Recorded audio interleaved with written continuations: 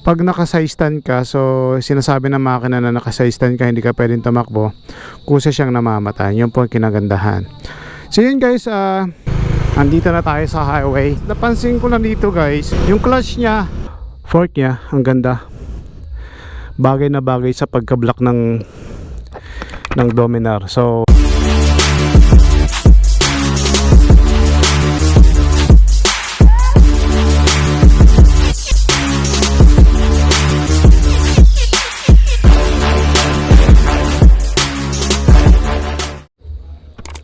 what's up guys, magandang araw.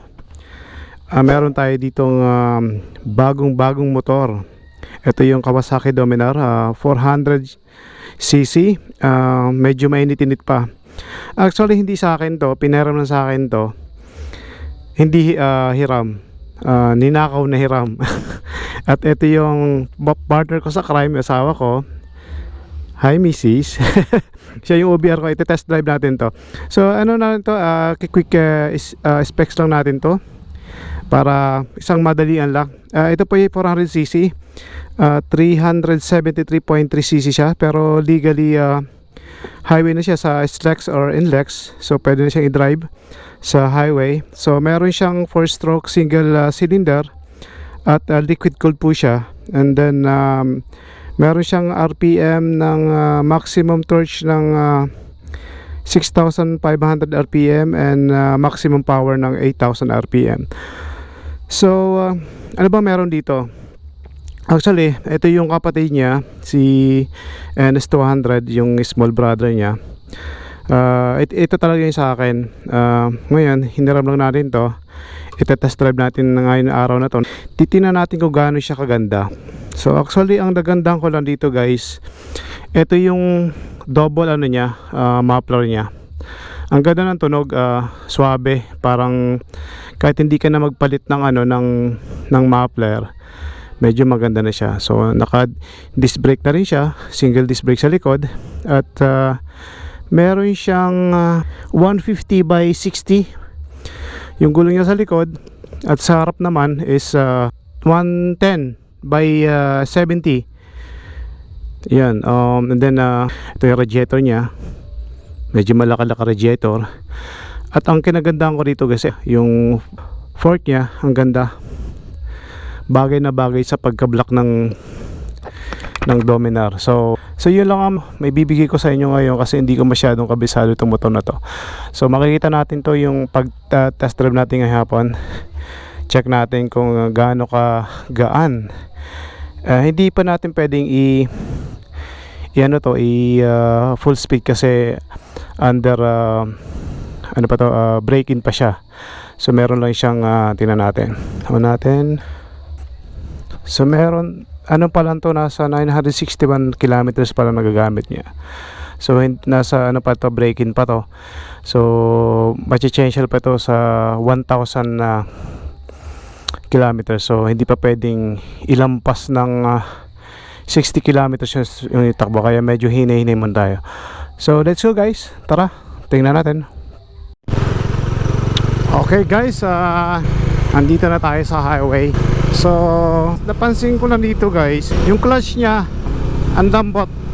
Hindi kagaya nung siyempre sanay tayo sa NS200, medyo may katigasan yung clutch niya, pero ito malambot, as in parang 1 inch lang, pwede ka na mag change gear. Ang lambot niya, saka kahit kahit 1 finger lang, kagaya na ito, mag change gear ako. Okay, wait lang, yan, isa lang, hanggaan.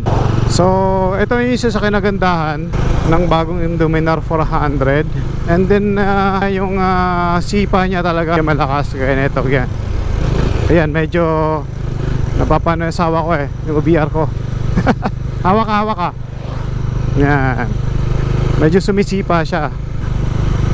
And then malaki yung tangke, ang lapad, super lapad, parang kasing lapad ng katawan ko. Sobra, mas malaki pa nga, mas malaki pa. Tsaka LED na rin yung yung signal light niya. Yan, check natin busina. Ay, pwede na rin. Medyo maliit. Tsaka digital na, kung napapansin nyo, digital yan May nakalagay pa rito ang low fuel level, nasa malina, konti na lang yung gasolina. So wala natin magpa-gasolina. So hindi to pwedeng itakbo ng sa more than 60. Tsaka dapat yung RPM niya hindi mataas. Kasi nga daw sabi nung may-ari, kailangan maano muna to ng ma-change muna sa first 1,000 kilometers. So hindi muna tayo lalampas ng 60 kilometers. Ganoon naman talaga pag braking, di ba? So yun. Ang ganda ng handling niya, komportable ka. Pero yung na-try ko yung yung isang unang labas ng Dominar 400. Ang napansin ko lang doon, medyo mababa siya. Kasi pag umupo ako, medyo naka-flat pa yung pa ko. Dito na-try ko kanina, para lang siyang yung NS200. Hindi ko lang maano kung talagang pareho, pero nung inupuan ko siya halos pareho. Medyo may kabigatan din, pero pag napatakbo mo naman na magaan. Yan, ganda, pwede yan. Tsaka yung niya, brake niya ang lambot. Brake niya sa likod ang lambot. Konting apak lang Ano ito? Op, lakas. Try natin sa unahan. Uy, oo nga, lakas. Shit, ang lakas. Napapapreno ka talaga. Yung OBR ko napapayakap Okay ka lang ba dyan? Wala siyang intercon, wala kami intercon, kaya hindi niya ako naririnig. So dapat ganito lang yung takbo namin. Saka medyo malayo yung yung allowance niya sa brake naman, medyo malayo pero malakas. Yung naman sa NS200 compared dun sa NS200 ko, yung allowance niya dun sa brake sa likod, although 1 inch lang siya, pero hindi siya ganun kalakas. Ito ang lakas ng brake. Siguro dahil bago. Halos ganun din. Hindi naman. Medyo malakas na kalantang brake na ito sa likod. Dati guys, gusto ko itong bilhin itong Dominar na to kasi ito lang medyo swak sa budget natin. Pero like I said nga kanina, na yung na-try ko yung unang labas nito is hindi ko gusto yung height kasi nga medyo mababa. May nakita naman ako sa Facebook na meron silang nilalagay na extension para tumas yung sa likod, yung shock niya sa likod. Meron nilalagay. Pero ito naman okay yung height niya. Siguro hindi pa naman to na-adjust ng pinakamataas. So palibasa, hindi sa akin, hindi ko alam. Pero nagkaka-interest ako dito sa Dominar 400 kasi illegal na siyang itakbo sa highway, NLEX saka SLEX. Hindi pa natin matatry to. Siguro next time yung speed niya kung gaano kabilis, kasi nga under pa to, braking, hindi pa pwedeng yung RPM niya. Saka yung hanggang 60 lang to Uy, lakas ng preno. Buti nilang pinahiram sa akin to, ninakaw na hiram. Pag nakita to ni Sherwin, patay ako doon. Mamurahin ako noon. Sabi nun, anong ka-Harry boy? So yun, yun po, mabait na kasama natin si Sherwin. Siguro napanood nyo na siya dun sa isa sa mga video ko, yung lisensya prank. Siya po yun, siya po yung may-ari nito, yung naka-block na sasakyan. Siguro hindi niya naman siguro memorize yung kung ilang kilometers niya yung tinakbo. Basta sabi niya 900 daw, 900. So meron na dito, kung napapasin nyo guys, meron dito naka-indicate na may nagbiblink na. So yun po yung nagbiblink na yun dahil sa service reminder daw. Siguro malapit ng mag 1,000, kaya kailangan mo nang change oil first 1,000. So ito naman yung from Tabaco to Legazpi, lang naman to, malapit lang naman to, 27 na kilometers ata, mga ganon, mga 29 kilometers. Ganun lang naman sa kalayo. Kahit balikan pa, uy, abot na nga. Siguro abot na ng 1,000 to. Makikita niya bukas 1,000 kilometers na. Uwi pa siya. Sakto, magpapachange na siya. So yun, yung naman, yung lambot ng ng throttle niya. So kalaki ng laki ng tangke. Ang ganda. Para siyang Ducati, meron dito sa tangke. Kanina guys, nung kinuha ko pa lang to dun sa kasi yung may-ari na ito, out of town siya. So sa akin iniwan. Yun nga, nakaw na hiram nga to. Hindi niya alam na ita-test drive ko. Nung una kong pinandar to, naka size 10 pa siya. So, nung di ba, usually kagaya ng ibang motor pag naka size 10 talagang hindi siya aandar. Ito naman umaandar naman siya. Aandar naman siya. Kaso stick si kuya.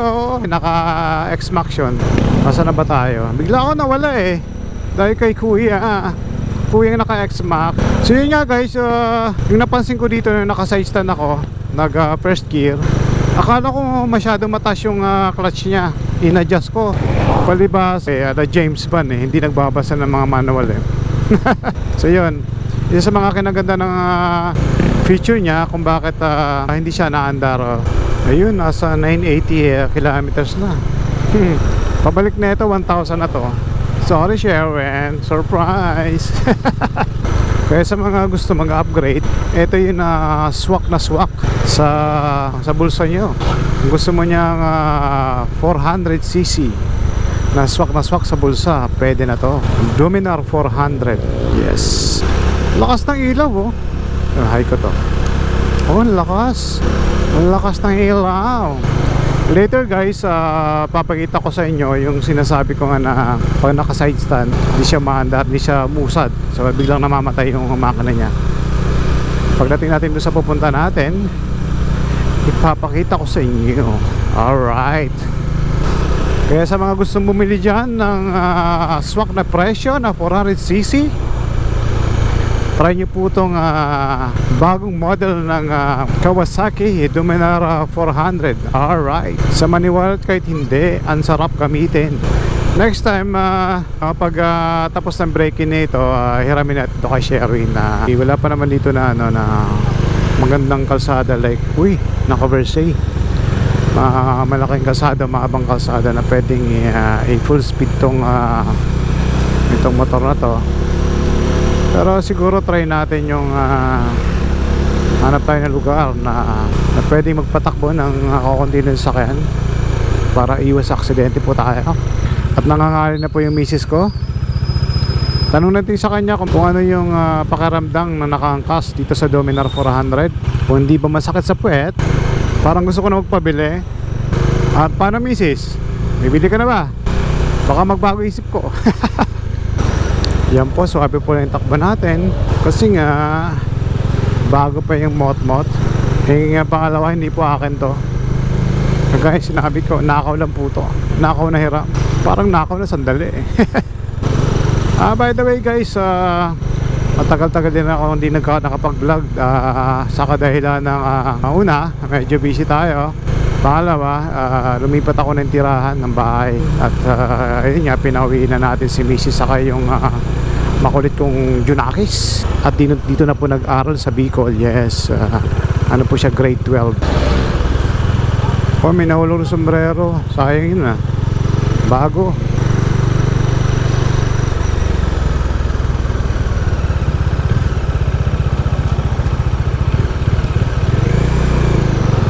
Masakit ba sa pet? Masakit daw sa pet. Ayun nga, hindi masyadong sanay si Mrs. sa mga rides, kaya sabi ito medyo masakit sa pet.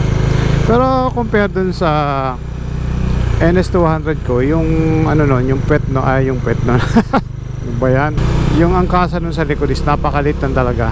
Kaya hindi ko lagyan yun ng malaking bag. Ang nakalagay lang dun is a tail bag lang, maliit. Kasya lang yung sapatos or kapote, tapos kapote sa sapatos. Kaya yun lang kasya doon. Hindi siya pwede lagyan ng yung kagaya ng tail bag na helmet yung nakalagay. Yun, hindi siya ganoon. Yung talagang maliit lang sa tail bag. Ito naman, medyo malapad. Medyo malapad yung angkasan sa likod, sa OBR ba. Yun. Ayun nga, medyo maalog. Ayan, ayun. Yan. Ito may lubak. Yan po, sumisingit. Ingat po kayo. May sumingit yan. Pag kayo na-aksidente, nakaw. Hirap yan. May pamilya kayo.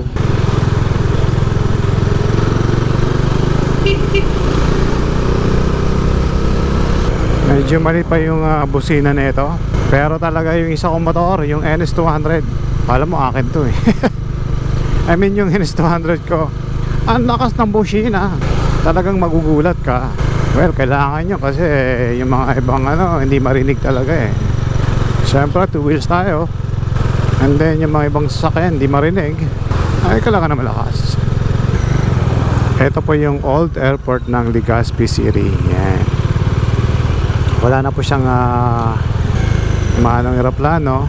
Doon na po sa bagong airport sa Daraga.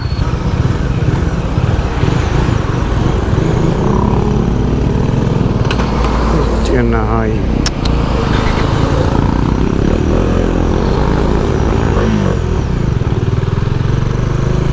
Hindi pa tayo sanay sa motor na to. Namatayan po tayo. Mababa yung ano, hindi tayo kumambyo. So yun, namatayan tayo ng makina.